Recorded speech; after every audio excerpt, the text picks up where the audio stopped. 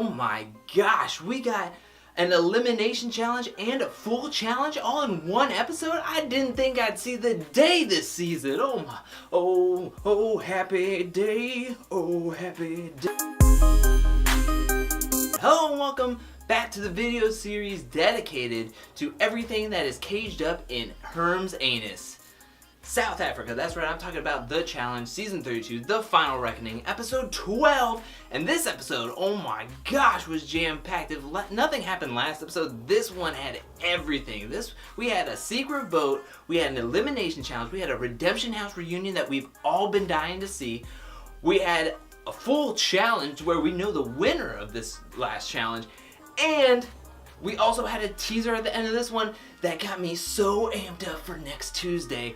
But before we get into all of that, let's start off where last episode left off, which was Johnny and Tony won the last challenge, got the power vote, and was going into the secret vote where, I mean, it's no secret that they were going to be targeting the Lavender Ladies. And to be more specific, it seems like Johnny and Tony were targeting two of the Lavender Lady groups, and that was Shane and Nelson for obvious reasons. Shane's been running his mouth against Johnny this whole time, and he's been getting underneath both of their skins. The next group was Ashley and Hunter.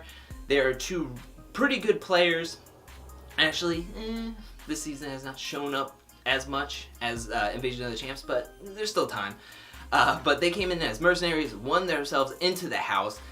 So, and Hunter's made it pretty clear that he does not want Johnny in this game. He wants to out, like day 2 he wanted him out. He didn't even want him showing up to the challenge.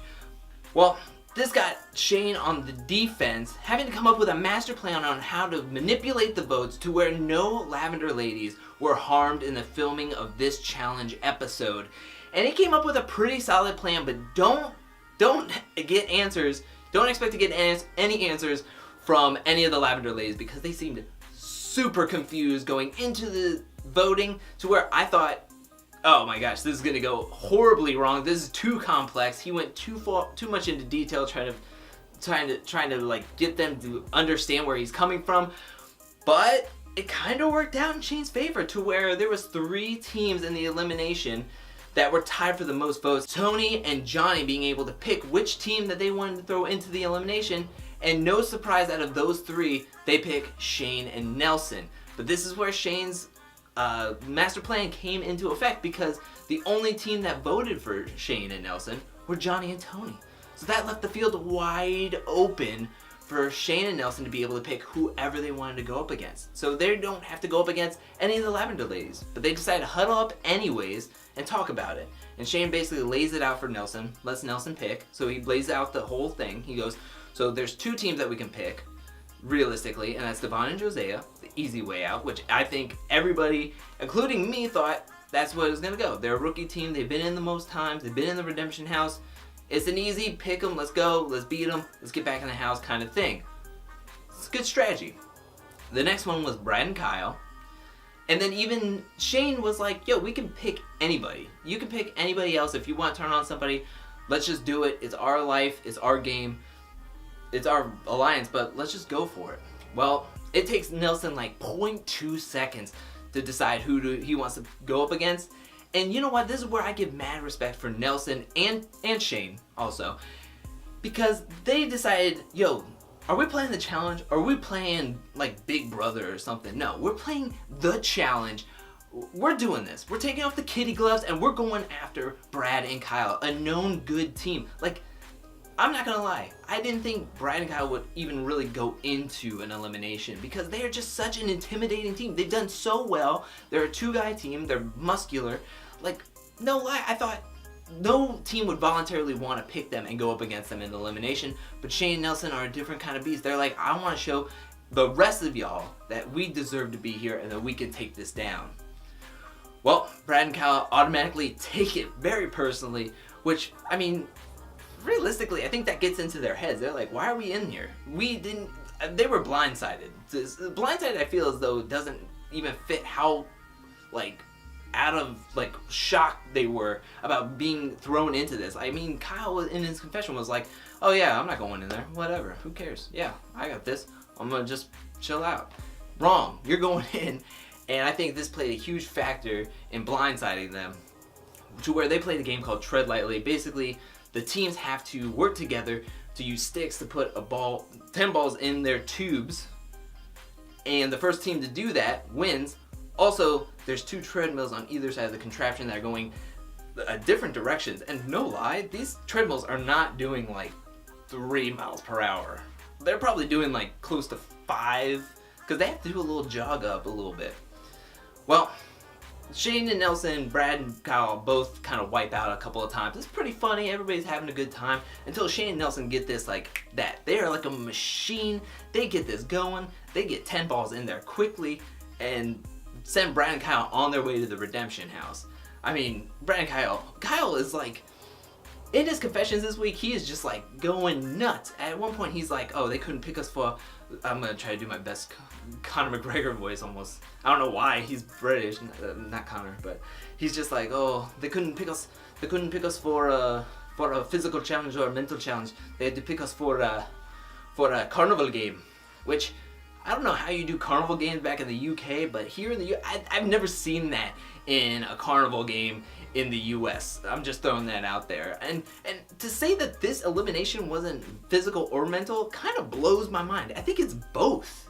I mean, you had to do physical by getting on a treadmill and having to run fast enough and to also hold this ball up. Also, you have to do mental to work with your teammate and get a good strategy down. Like, come on. And what challenge really isn't both like a mental one or a physical? You know what? I'm not getting into this. Carnival games are both mental and physical as well.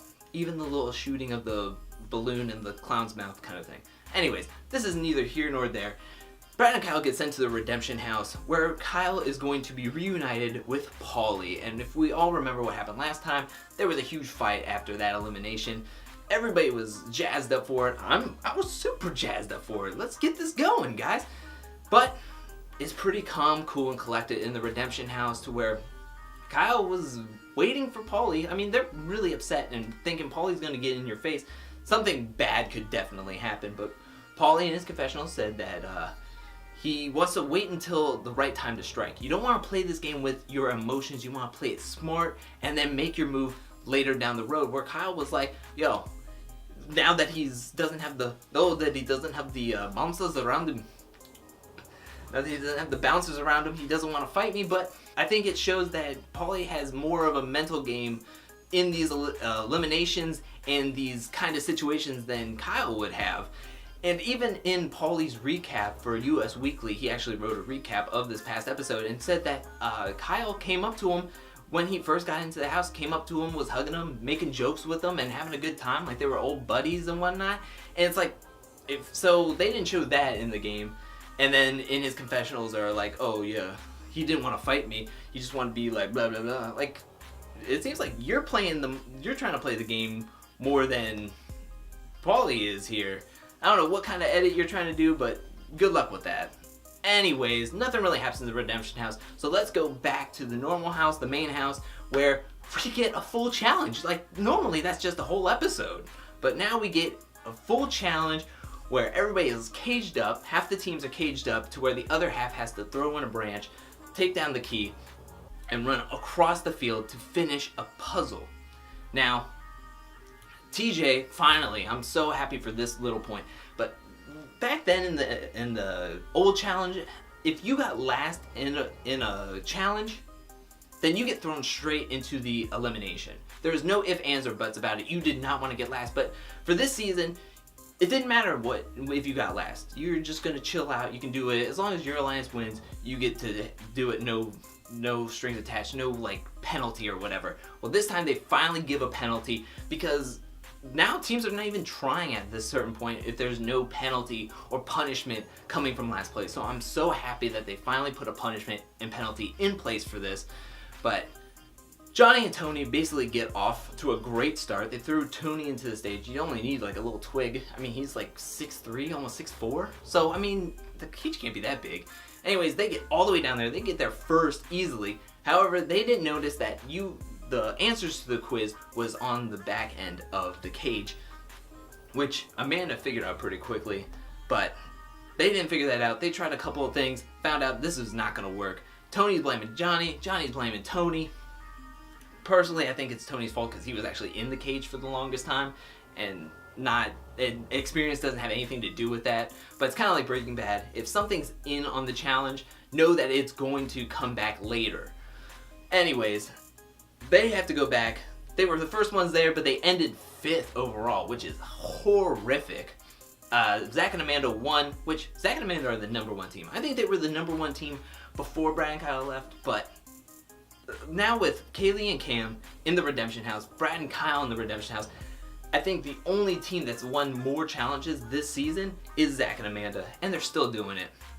Anyways, they win the first place. They get the power votes for next week, and the last team to win the team that got the last place this week was Cara and Marie.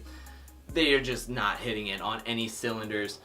Even with Kyle and Paulie out of this house, so where Cara can keep her mind kind of free and open for this game, is just kind of washed away. They're just not hitting it on a full team level. So this is where the episode ends, where we are just like, what could happen? I don't know. Well, guess what? There's a teaser trailer at the end of this episode, just like all the other ones, except this one is nuts. We get Zach and Amanda.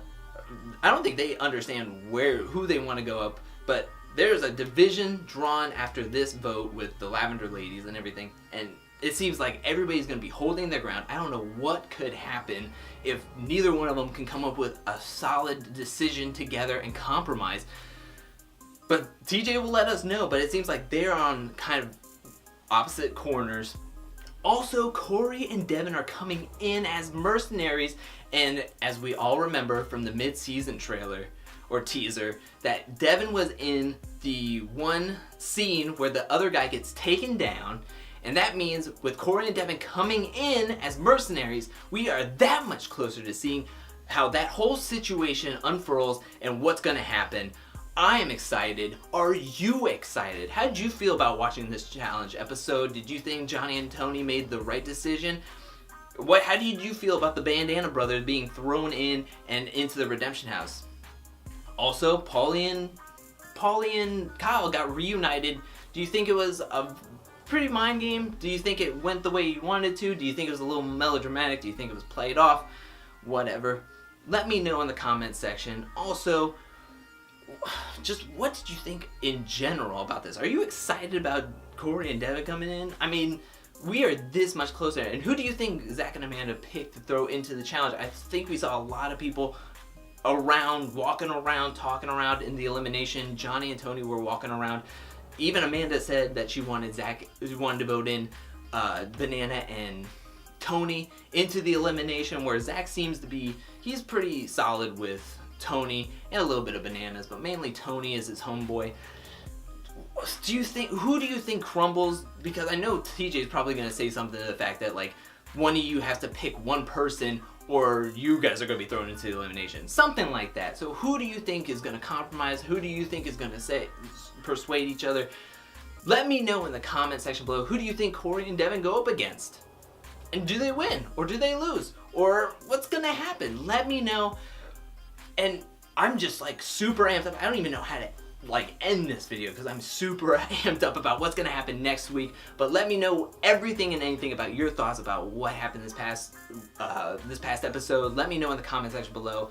Give it that like button, and yeah, I'm at a loss for words. I'll see you next week.